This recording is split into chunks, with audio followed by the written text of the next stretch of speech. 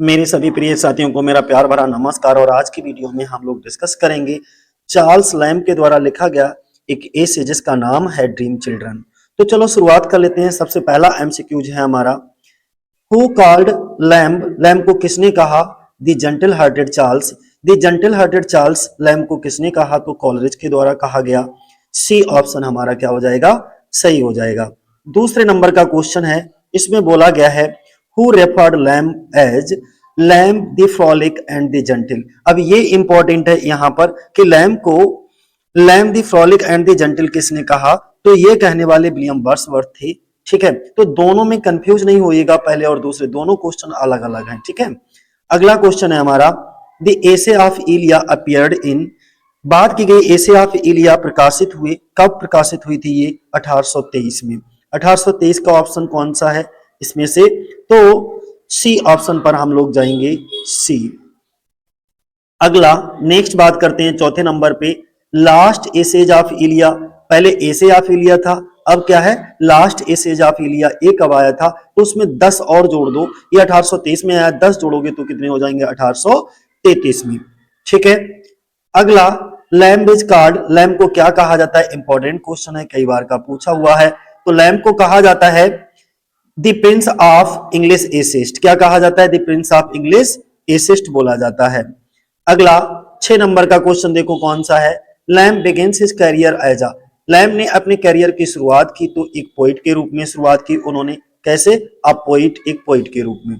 7वें number का question है, इसमें बोला गया है टेल्स फ्रॉम शेक्सपियर 1807, यानी कि जो टेल्स फ्रॉम शेक्सपियर था जो कि 1807 में इनका आया था, is a collection of tales, ये एक कहानियों का कलेक्शन है, संग्रह है, रिटन लिखा गया इन कोलाब्रेशन, किसके साथ मिलकर के इसको लिखा गया, हु वर द कोलाबरेटर्स, और उनका कोलाबरेटर कौन था। तो ध्यान बनाए रखना, जो टेल्स फ्रॉम शेक्सपियर है इसको जो लिखा गया था किसके साथ मिलकर के इन्होंने लिखा था, इनकी बहन थी, ठीक है, मैरी, उनके साथ मिलकर के इन्होंने लिखा। तो ए ऑप्शन सही हो जाएगा, Lamb and his sister Mary, इन दोनों भाई बहनों ने मिलकर के टेल्स फ्रॉम शेक्सपियर को लिखा। 8 नंबर का क्वेश्चन देखो कौन सा है, इसमें बोला गया है कि lamb also tried his hand in writing playing.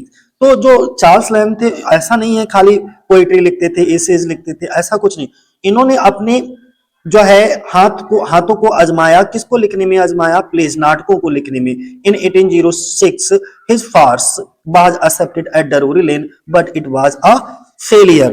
तो इसमें यह कहा गया है कि 1806 में डरूरी लेन में स्वीकृत लैम्ब का असफल एक फार्स था, उस फार्स का नाम क्या था जो अस्वीकृत, डार्विन में तो स्वीकृत था लेकिन वो असफल रहा किसी कारणवश, उसका नाम बताना है तो मिस्टर एच।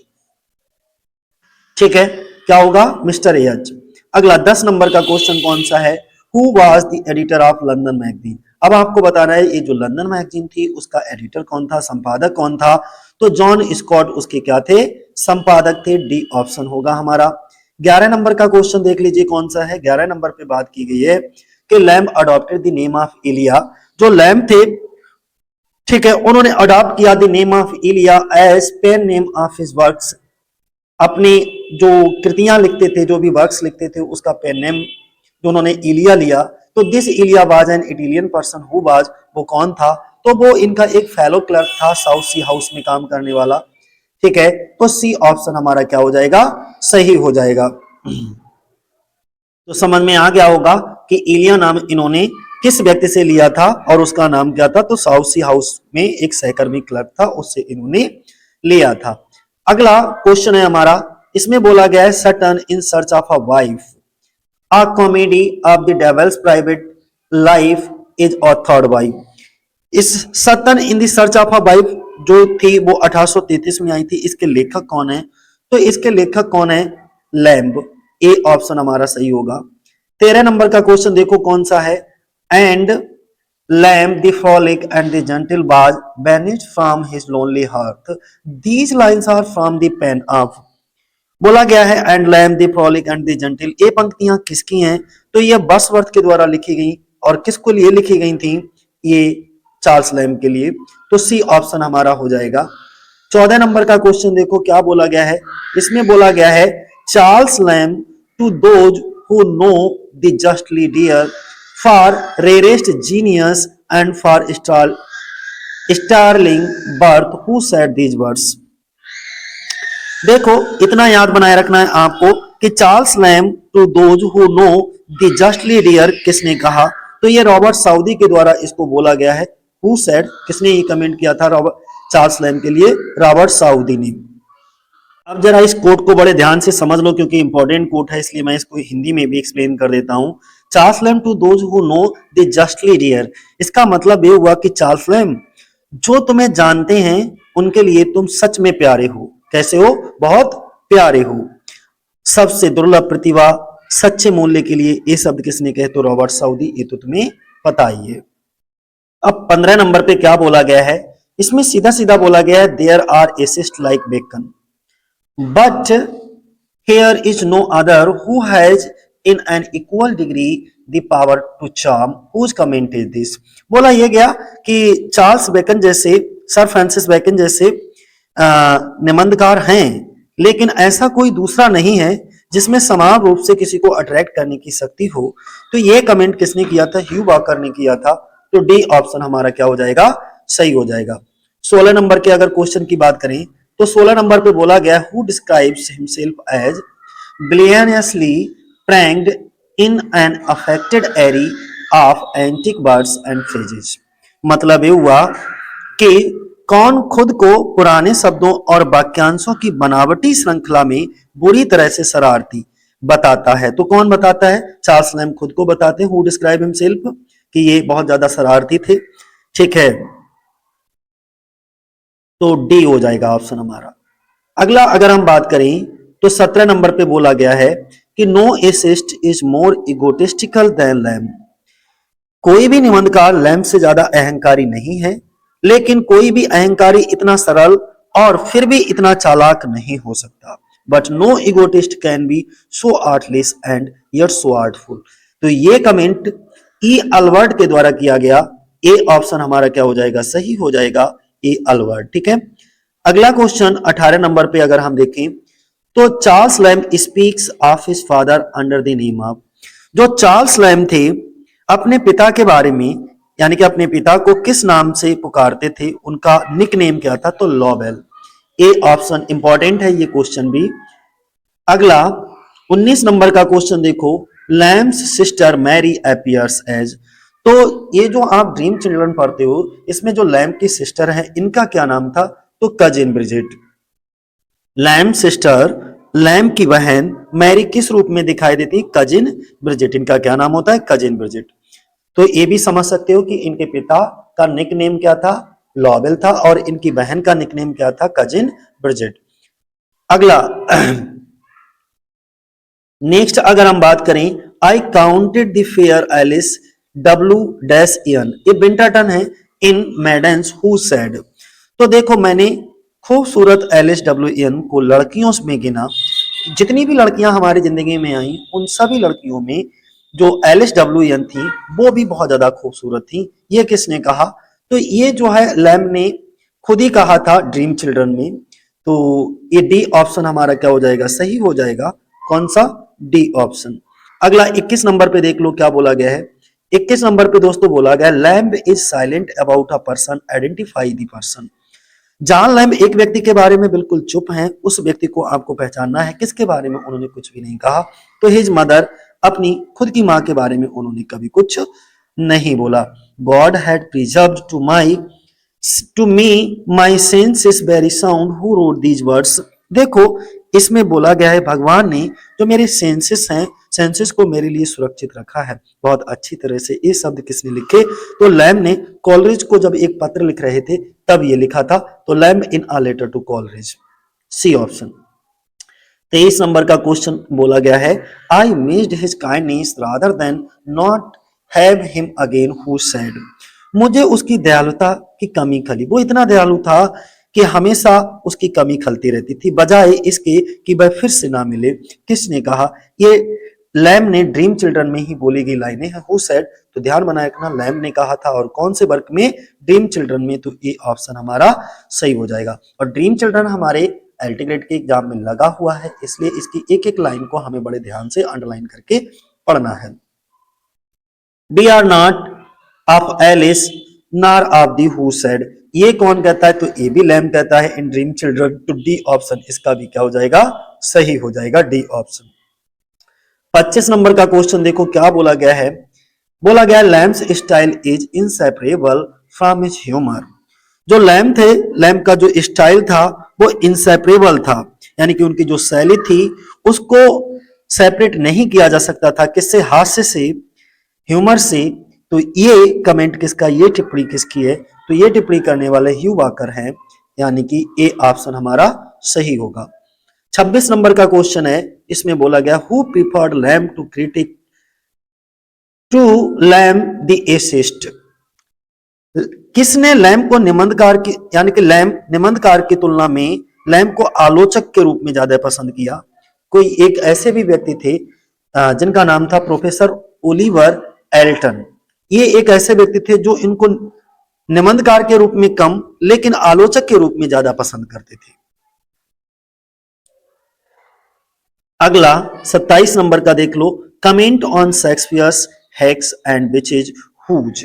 शेक्सपियर की चुड़ैलों और डायनों पर टिप्पणी किसने की? तो ये भी करने वाले चार्ल्स लैम थे। ठीक है, हैक्स एंड विचेज का मतलब होता है चुड़ैले और डायने, डायन। तो कौन थे? डी ऑप्शन हमारा सही हो जाएगा इसका, चार्ल्स लैम। ठीक, अगला क्वेश्चन 28 नंबर पे देखो क्या कहा गया है। 28 नंबर पे बोला गया है who author the essay on the artificial comedy of the last century. पिछली सदी की कृत्रिम कॉमेडी पर, जो आर्टिफिशियल यानी कि on the artificial comedy of the last century था, इस एसे को लिखने वाला कौन था? तो इस एसे को लिखने वाले कौन है? चार्ल्स लैम है। As a stylist he does walk in the past whose comment. फिर वो कहते हैं एक स्टाइलिस्ट के तौर पर वह अतीत में चलता है, पास्ट में जीता है। तो ये किसकी टिप्पणी है? कॉम्पटन रिकेट की टिप्पणी है। तो ए ऑप्शन हमारा क्या हो जाएगा? सही हो जाएगा। 23 नंबर का क्वेश्चन देखो क्या कहा गया है। इसमें बोला गया है it is in prose that Lamb the poet is to be found who said. ये गद्य में है, लैम्ब कवि, और लैम्ब को कवि के रूप में देखा जाता है। किसने कहा? तो ए जॉर्ज सैमसन थे। ए ऑप्शन हमारा सही हो जाएगा, जॉर्ज सैमसन। अगला 31 नंबर पे, Elia's style is the only thing in English prose that can be called absolutely perfect whose comment. ये कमेंट किसका है? इलिया एलिया की जो शैली थी, शैली को इंग्लिश गद्य की एकमात्र ऐसी चीज है जिसे पूरी तरह से परफेक्ट कहा जा सकता है। ये किसका कमेंट था? तो जेसी पॉविस का एक कमेंट है, पाउज का, यानी कि सी ऑप्शन हमारा क्या हो जाएगा? सही हो जाएगा, जेसी पाउज। 32 नंबर का क्वेश्चन देख लो क्या बोला गया है। इसमें बोला गया to Lamb his London home was as great and inspiration as his mountain home to Wordsworth. Who said, ये किसने कहा? लैम के लिए उनका लंदन का घर उतना ही बड़ा प्रेरणा स्रोत था जितना कि बसवर्थ के लिए उनकी पहाड़ी वाला घर। ये किसने कहा? तो ये भी सैमसन ने ही बोला। तो ए ऑप्शन हमारा सही हो जाएगा। 33 नंबर पे अगर हम बात करें, who had a love of mystifying and putting the readers on the false scent. किसने रहस्य बनाने और पाठकों को गुमराह करने का शौक है, यानी कि मिस्टिफाइंग और putting the readers on a false scent, इस बात का शौक किसको है? तो ये कौन है सबसे ज्यादा पसंद करते हैं इस बात को? लैम। अगला 34 नंबर का क्वेश्चन देखो क्या कहा गया है। Below his quietness and his humour there lies a genuinely tragic element who said this. ये किसने कहा? पैटर ने कहा। उनकी शांति, उनकी विचित्रता, उनके रहस्य के नीचे एक वास्तविक दुखद तत्व छिपा है। कहने वाले कौन थे? पैटर। ए ऑप्शन हो जाएगा। Who wrote John Woodvil. John Woodvil को 1802 में ब्लैंक वर्स में किसने लिखा? तो किसने लिखा? लैम ने। इंपॉर्टेंट क्वेश्चन है, लैम के द्वारा इसको लिखा गया है। 36 नंबर का क्वेश्चन देखो। 36 नंबर पे कहा गया है there is perhaps in the whole of Lamb's writing nothing so entirely beautiful prose poetry. There is a comment of Mark Hunter about which issue. शायद लैम्ब की पूरी लेखनी में इससे ज्यादा सुंदर कुछ नहीं है। गद्य कविता की बात कर रहे हैं। ये मार्क हंटर की टिप्पणी किस निबंध के बारे में है? तो ड्रीम चिल्ड्रन के बारे में है, और ड्रीम चिल्ड्रन हमारे सिलेबस में है। Lamb Lamb was much influenced by, जो चार्ल्स लैम थी, वो इन चारों में से सबसे ज्यादा प्रभावित किससे थे? सर थॉमस ब्राउनी से। किससे? सर थॉमस ब्राउन से। अगला 38 नंबर का क्वेश्चन देखो कौन सा है। 38 नंबर का क्वेश्चन है, children love to listen to stories about their elders when they were children who said. इसमें बोला गया है कि बच्चों को अपने बड़ों के बारे में कहानियां सुनना पसंद है जब वे बच्चे थे। यह यानी कि जब हम अपने बचपन में होते हैं तो हमेशा हमसे नाना दादा परदादा जो भी हमसे बड़े होते हैं, बुजुर्ग होते हैं, उनसे हमें सोते समय कहानियां सुनना बहुत ज्यादा पसंद होता है। तो ये किसने कहा? ये लैम्ब ने कहा था, ड्रीम चिल्ड्रन ने, कि बच्चों को कहानियां सुनना पसंद है। तो ए ऑप्शन हमारा सही हो जाएगा। 39 नंबर पे, what was Lamb's father? Lamb के पिता कौन थे? तो लैम्ब के पिता क्या थे? एक क्लर्क थे टू मिस्टर सैमुअल सॉल्ट, यानी कि मिस्टर सैमुअल सॉल्ट के यहां पर वो क्या थे? एक क्लर्क थे। 40 नंबर का क्वेश्चन एक बार देखो क्या कहा गया है। 40 नंबर में बोला गया है, Lamb's on humour has a tinge of sadness in it, it is the humour of a deeply suffering soul, whose comment is this.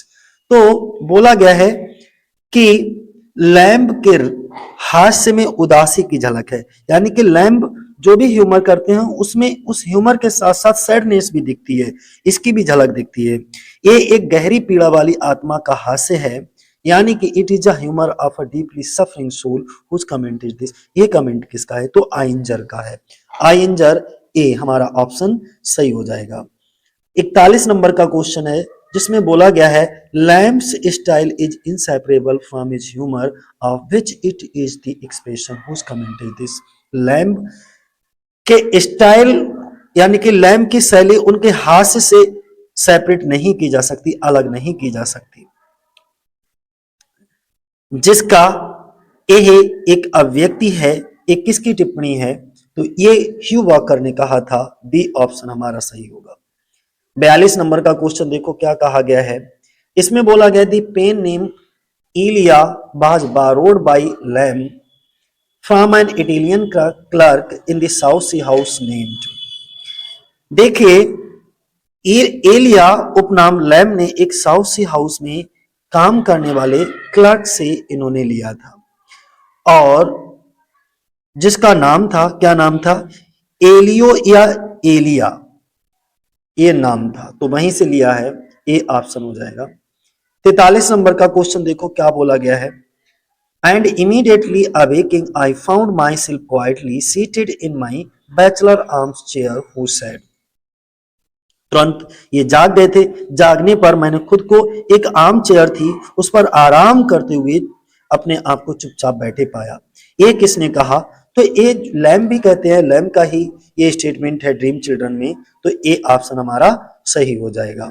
44 number का क्वेश्चन देखो कौन सा है। बोला गया है, humour is allied to pathos in the essays of. किसके निबंधों में हास्य का संबंध करुणा से है? तो हास्य का संबंध करुणा से है चार्ल्स लैम के निबंधों का। चार्ल्स लैम के निबंधों का संबंध दिखाया जाता है किससे? हास्य का संबंध जो है वो करुणा से। अगला 45 नंबर का क्वेश्चन क्या है। इसमें बोला गया है, who regarded the narrator of his essay as a bundle of prejudiced with a strong liking for the whimsical, the quaint and the eccentric। किसने अपने निबंधों के कथावाचक को सनकी, विचित्र, विलक्षण चीजों के प्रति गहरी पसंद रखने वाला या पूर्व ग्रहों का पुलंदा माना है? तो वो कौन थे? लैम्ब थे। ठीक है। 40 नंबर का क्वेश्चन देखो कौन सा है। 40 नंबर पे बोला गया है, the first series of essays known as the essay of Elia appeared before their collected publication in 1823 in London magazine हो जाएगा। A option.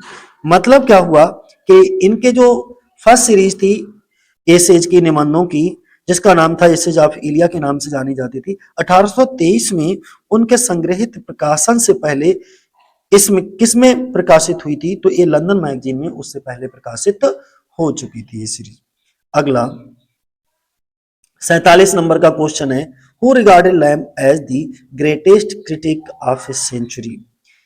किसने लैम को अपनी सेंचुरी का सबसे महान आलोचक माना, तो ब्रैडली ने। ए ऑप्शन हमारा सही होगा, ब्रैडली। अगला क्वेश्चन है हमारा, who called Spencer poets poet. Spencer को पोइट्स पोइट किसने कहा, तो चार्ल्स लैम ने कहा। चार्ल्स लैम ने स्पेंसर को कवियों का कवि बोला। 49 नंबर पे अगर बात करें तो क्या होगा, Lamb shares a certain quality with Keats, it is एक एस्केपिज्म। लैम कीट्स के साथ एक खास गुण साझा करते हैं, एक स्पेशल क्वालिटी जो है वो शेयर करते हैं। वह स्पेशल क्वालिटी कौन सी है, एस्केपिज्म, पलायनवाद। क्या बोलते हैं इसको, पलायनवाद हिंदी में, escapism. Rosamond grey is a novel by, जो रोजामंड ग्रे है वो नॉवेल किसके द्वारा लिखा गया है, तो चार्ल्स लैम ने ही रोजामंड ग्रे को लिखा है, मोस्ट इंपॉर्टेंट है, ठीक है, चार्ल्स लैम। अगला, हु इज आर्थोली लॉन्डनर। लंदनर लंदन का ही ईआर बना है, तो जब लंदन में आप ईआर लगाओगे तो लंदन वासी हो जाएगा। कौन पूरी तरह से लंदन वासी है, तो लैम। ए ऑप्शन हो जाएगा हमारा। लैम डाइड ऑफ, लैम की मृत्यु हो जाती है। लैम की मृत्यु कैसे होती है, तो लैम की जो मृत्यु होती है तो एरिसिपेलस। एरिसिपेलस क्या होता है, एक स्किन डिसीज होती है, त्वचा रोग होता है एरिसिपेलस, उससे लैम की क्या हो जाती है, मृत्यु हो जाती है। 53 नंबर का क्वेश्चन देखो कौन सा है, इसमें बोला गया है, who of the following essayist is most personal. इनमें से निम्नलिखित में से कौन सा निबंधकार सबसे अधिक पर्सनल है, तो चार्ल्स लैम, डी ऑप्शन। अगला 54 नंबर पे देखो क्या कहा है, who calls Lamb the most lovable figure in English literature. कौन चार्ल्स लैम को इंग्लिश लिटरेचर में सबसे प्यारा व्यक्ति कहता है, तो वो कौन होते हैं, ईबी लुकास होते हैं। ए ऑप्शन हमारा हो जाएगा, ईबी लुकास। 55 नंबर का question, Lamb was a life long friend of. Lamb अपने पूरे जीवन भर किसके दोस्त रहे, S T. Coleridge, Samuel Taylor Coleridge के। अगला 56 नंबर का क्वेश्चन है हमारा, on 22 March 1803 at a London dinner party Hazlitt meet Charles Lamb and his sister Mary, the party was given by. Question ये है कि 22 मार्च 1803 को लंदन में एक डिनर पार्टी के दौरान हैजलिट चार्ल्स लैम और उनकी बहन मैरी लैम से मिले। ये पार्टी किसने दी थी, तो इस पार्टी को देने वाले विलियम गॉडविन थे। ये ऑप्शन हो जाएगा, विलियम गॉडविन। अगला क्वेश्चन है कि who is Lady C. Lady C कौन होती है, एक इमेजिनरी लेडी दिखाई जाती है, लेडी सी एक काल्पनिक महिला दिखाई जाती है इसमें। अगला, who loves to listen to stories. Stories को, कहानियों को सुनना किसे पसंद है, तो बच्चों को पसंद होता है, चिल्ड्रन हो जाएगा। अगला, who are Lamb's little ones. जो लैम्प के छोटे बच्चे कौन हैं, तो लैम्प के छोटे बच्चे जॉन और एलिस होते हैं। ए ऑप्शन हमारा हो जाएगा, जॉन और एलिस। 60 नंबर का क्वेश्चन देखो, इसमें कहा गया है, which bird spreads leaves on the dead bodies of the babies. Question ये पूछा गया है कि कौन सा पक्षी बच्चों के मृत शरीरों पर पत्ते फैलाता है, तो कौन सा पक्षी दिखाया जाता है इस निबंध में, द रॉबिन रेड ब्रेस्ट होता है। क्या नाम होता है, द रॉबिन रेड ब्रेस्ट। अगला 61 नंबर का क्वेश्चन कौन सा है हमारा, 61 नंबर का क्वेश्चन है कि which book did the great grand mother remember by heart. दादी माँ को कौन सी किताब मुंह जवानी याद थी, तो मुंह जवानी कौन सी किताब याद थी उनको, पूरी भजन संहिता ये कह सकते हो, ठीक है। तो कौन सा ऑप्शन, ए ऑप्शन हमारा सही हो जाएगा, ऑल दी साल्ट्री। तो ये भजनों की जो पूरी की पूरी ग्रंथ थी वो पूरी इन्हें अच्छे तरीके से याद थी, ए ऑप्शन। 62 नंबर का क्वेश्चन कौन सा है, who was esteemed to best dancer. सबसे अच्छी डांसर किसे माना जाता था? तो सबसे अच्छी डांसर जो है वो ग्रैंड मदर मैरी फील्ड को माना जाता है। My grandmother Mary Field, D option पे जाएंगे हम लोग। 63 नंबर का क्वेश्चन देखो, what was the disease that cold sorry that caught hold of grandmother Field. बोला यह गया है कि जो दादी माँ फील्ड थी उनको कौन सी बीमारी ने जकड़ लिया था? तो कैंसर ने जकड़ लिया था। यानी कि ग्रैंड मदर फील्ड को क्या कौन सी बीमारी हो गई थी? कैंसर नाम की बीमारी हो गई थी। अगला 64 नंबर का question, whose partitions did Merrifield believe to have seen? मैरीफील्ड ने किसके भूत देखने का दावा किया था कि उसको किसी के भूत दिखाई दिए? तो किसके? To infants. टू इन्फेंट्स का मतलब होता है दो छोटे छोटे बेबी, शिशु कह सकते हो, ठीक है, नवजात शिशु। अगला 65 नंबर का question, what did Lamb use to gaze at? Lamb किसे घूरते रहते थे? तो जो चार्ल्स लैम्प थे वो the old bust of 12 Caesars, इसको घूरते रहते थे, 12 सीजर्स की पुरानी मूर्तियों को घूरते रहते थे। ओल्ड बस्ट का मतलब होता है मूर्तियां, ध्यान बनाए रखना। तो 12 सीजर्स की जो पुरानी मूर्तियां बनी हुई थी उनको घूरते रहते थे। अगला क्वेश्चन है, what haunted lamp again and again? Charles Lamb को बार बार क्या चीज परेशान करती थी? तो जॉन लैम्प की डेथ चार्ल्स लैम्प को बार बार परेशान करती थी। ए ऑप्शन हमारा सही होगा। इसके बाद 67 नंबर पे देखो क्या है, for how many years did Lamb court fair Alice WN? यानी कि लैम्प ने फेयर एलिस डब्ल्यूएन को कितने सालों तक कोड किया, यानी कि कितने सालों तक उनका पीछा किया? तो 7 सालों तक प्यार किया था। अगला next, who was the real father of the dream children of lamp? Lamp में जो ड्रीम चिल्ड्रन थे उनके असली पिता कौन थे? तो उनके असली पिता बार्टरम थे। बार्टरम, ए ऑप्शन हो जाएगा। 69 नंबर पे देख लो, who was by the side of Lamb when he had fallen asleep? जब लैम्प सो गया था तो उसके पास कौन था उस समय? ब्रिजिट। ए ऑप्शन हमारा सही होगा, ब्रिजिट। 70 नंबर का question, who had gone for ever? कौन हमेशा के लिए चला गया था? एलिस। यानी कि हमेशा के लिए कौन चला गया था? हमेशा के लिए जॉन एल। ए ऑप्शन हमारा सही हो जाएगा, जॉन एल। अब ये जॉन एल कौन है? ठीक है, अब आपको बताना है कि who is John L. John L बेटा कौन होते हैं? जेम्स इलिया, जिनका नाम होता है पूरा, उन्हीं को जॉन एल बोला गया है। अगला, where did Lamb's great grandmother live? जो लैम्प थे, चार्ल्स लैम्प थे, उनकी ग्रेट ग्रैंड मदर का मतलब परदादी कहाँ रहती थी? तो उनकी परदादी जो है वो नॉरफॉक के एक बड़े से घर में रहती थी।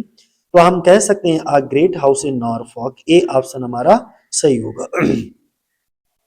73 नंबर का क्वेश्चन है, इसमें बोला गया है which story was engraved on the chimney piece? Chimney piece पर कौन सी कहानी उकेरी गई थी? जो चिमनी पीस लगा था उस पर कुछ लिखा हुआ था। तो क्या लिखा हुआ था उस पे? Children and their cruel uncle. क्या लिखा था? बच्चे और उनके क्रूर चाचा के बारे में लिखा गया था। ठीक है, सल्की पाइप क्या है? अगला क्वेश्चन हमारा 74 नंबर पे, व्हाट इज सल्की पाइप? तो सल्की पाइप एक फिश का नाम होता है। ए ऑप्शन हमारा क्या हो जाएगा? सही हो जाएगा। अगला क्वेश्चन है, हु इज एलिस डब्ल्यूएन? तो ये एक इमेजनरी नेम होता है, ठीक है, फैनी ब्राउन का। किसका? एन सिमोन होना चाहिए, एन सिमोन का इमेजनरी नेम। फैनी ब्राउन जॉन कीट की होती है, ठीक है। सी ऑप्शन, अच्छा सी ही है, ठीक है, सी ही है। Imaginary name for Annie Simon, Annie Simon का इमेजनरी नेम रखा गया है डब्ल्यूएन। क्या रखा गया है? डब्ल्यूएन, एलिस डब्ल्यूएन। लीथ नदी क्या है? ऐसा माना जाता है ये एक पौराणिक नदी है और ये हमारे पुराणों में दे भी रखा है कि इस नदी से जब हमारी मृत्यु होती है तो हमको ले जाया जाता है और पिछले की जिंदगी सब कुछ हम भूल जाते हैं। तो क्या लीथ एक रिवर है? अ फॉरगेटफुलनेस ऑफ हेड्स, हेड्स में बोलने की एक नदी कह सकते हो। हु इज ब्रिजिट, ब्रिजिट कौन है? तो ब्रिजिट जो है वो इमेजिनरी या faced name of Lamb's sister Mary. Bridget कौन है? लैम की बहन मैरी का काल्पनिक नाम, या फेज का मतलब होता है मनगढ़ंत नाम है। ए ऑप्शन हमारा क्या हो जाएगा? सही हो जाएगा। अगला, बार्ट्रम कौन था? Who is Bartram? अगर हम बार्ट्रम की बात करते हैं तो बी ऑप्शन एक साहूकार एन सिमंस का पति होता है। ठीक है। आ पॉन ब्रोकर का मतलब होता है एक साहूकार और हस्बैंड ऑफ एन सिमोन्स। ठीक है। अगला क्वेश्चन कौन सा है 79 पे? What does Lamb's mean by psaltery? Psaltery से लैम्प का क्या मतलब है? तो साल्ट्री से भजनों की एक किताब होती है ये, अ बुक ऑफ साम। साम मीन्स क्या होता है? भजन। Who is uncle John? Uncle John कौन होते हैं? तो अंकल जॉन जो है लैम्प के एल्डर ब्रदर दिखाए जाते हैं। लैम्प के कौन होते हैं? Elder brother. अगला, what is dream children? Dream children क्या है? तो एक रेबायर है। क्या है ड्रीम चिल्ड्रन? ध्यान, दिवा से अपन कहते हैं अ डे ड्रीम। ठीक है, इंपॉर्टेंट है। ये ऑप्शन हमारा सही हो जाएगा, डे ड्रीम, दिन में देखा जाने वाला सपना। अगला क्या है? बिम बॉम्स is related to the style of. जो बिम वेम्स होता है की शैली किससे संबंधित है? तो चार्ल्स लैम्प से संबंधित है। कौन सा ऑप्शन हो जाएगा? डी। अगला क्वेश्चन 83 नंबर पे देख लो क्या कहा गया है। Lamps style is chemical mixer not a mechanical mixer. Lamp का जो स्टाइल है वो एक रासायनिक मिश्रण है, ना कि एक यांत्रिक मिश्रण। यानी कि वो एक केमिकल मिश्रण तो है लेकिन मैकेनिकल मिक्सर नहीं है। ये बात किसने कही? क्रॉम्पटन रिकॉर्ड ने कही थी, क्रॉम्पटन रिकट्स। अगला, हु इज रिगार्डेड किसको माना जाता है as the prince of English essayist? Prince of English essayist Charles Lamb को बोला गया है और फादर ऑफ इंग्लिश एसिस्ट जो है वो सर फ्रांसिस बैकन को बोला गया है। अगला क्वेश्चन हमारा कौन सा? हु इज नोन एज इलिया? इलिया के नाम से कौन जाना जाता है? तो चार्ल्स लैम्प का ये एक निकनेम है, सिडोनम है। 86 नंबर का क्वेश्चन है, since Lamb there has no more accomplished essays than Stevenson who said. बड़ा प्यारा सा यहाँ पे क्वेश्चन दे दिया है कि लैम्प के बाद स्टीवेंसन से बढ़कर कोई और कुशल निबंधकार नहीं हुआ।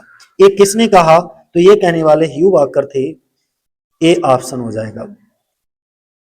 87 नंबर पे देखो क्या है, specimens of English dramatic poets is a book of criticism bye.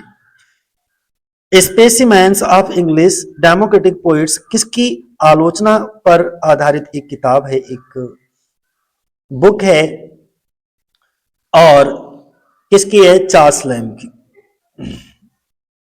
Dream children a reverie is included इन।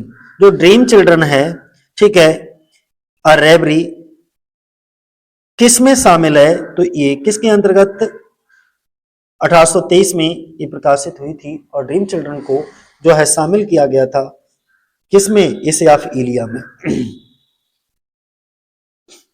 अगला, who is the principal biographer of Lamb? यानी कि जो लैम्प थे उनके मुख्य जीवनी लेखक कौन है? तो प्रिंसिपल बायोग्राफर कौन होते हैं? EB Lucas. Christ hospital is a typical English. तो जो क्राइस्ट हॉस्पिटल है वो क्या है? ये एक जो है बोर्डिंग स्कूल का नाम है। हॉस्पिटल से इसे हॉस्पिटल ना समझ लेना। क्राइस्ट हॉस्पिटल में चार्ल्स लैम्प की क्या हुई थी? पढ़ाई हुई थी। लैम्प सफर्स फ्रॉम, लैम्प को काय की बीमारी है। तो लैम्प को जो बीमारी है वो किससे पीड़ित थे? हकलाते थे, तो हकलाने की बीमारी थी इनको, स्टूटर। ठीक है, ए ऑप्शन हो जाएगा। हु सिस्टर सफर फ्रॉम मेल्टन इलिस? यानी कि किसकी बहन जो है वो मानसिक बीमारी से पीड़ित थी? तो चार्ल्स लैम्प की बहन जो है वो मानसिक बीमारी से पीड़ित थी। A option. 93 नंबर का question, who kills lamps mother with a table knife? यानी कि मेज के चाकू से लैम्प की मां को किसने मारा? तो लैम्प सिस्टर मैरी ने। ए ऑप्शन हो जाएगा हमारा। लैम्प की बहन जिनका नाम मैरी था, ठीक है, उन्हीं ने अपनी मां का कत्ल कर दिया था पागलपन में। अगला, who composed an epitaph poem written after the death of Charles Lamb, किसने जो है एक एपिटेप लिखी समाधि पर। एपिटेप क्या होता है? समाधि लेख होता है। चार्ल्स लैम्ब की मृत्यु के बाद लिखी गई की रचना है। तो ये किसके द्वारा? विलियम बर्ड्सवर्थ के द्वारा। हु कंपोज्ड एन एपिटेप पोएम, एक एपिटेप पोएम लिखी गई किसके द्वारा? विलियम बर्ड्सवर्थ के द्वारा, और उस पोएम का नाम था written after the death of Charles Lamb. 95 number का क्वेश्चन देखो कौन सा है। हुज एसे इज, ये किसका निबंध है? On the tragedies of Shakespeare considered with reference to their fitness for stage representation. किसका निबंध है? शेक्सपियर की ट्रेजेडीज पर उनके मंच पर प्रदर्शन के लिए उपयुक्तता के संदर्भ में विचार किया गया था कि उनके मंच पर ये प्रदर्शित करने के लिए उपयुक्त हैं भी या नहीं भी। तो लैम्ब, इसके ऐसे थे लैम्ब के। डी। अगला 96 नंबर का क्वेश्चन देखो, बोला गया lamb falls in love with, जो चार्ल्स लैम्ब थे किसको प्यार करते थे? किससे प्यार हो जाता है? एन सिमंस से। A option.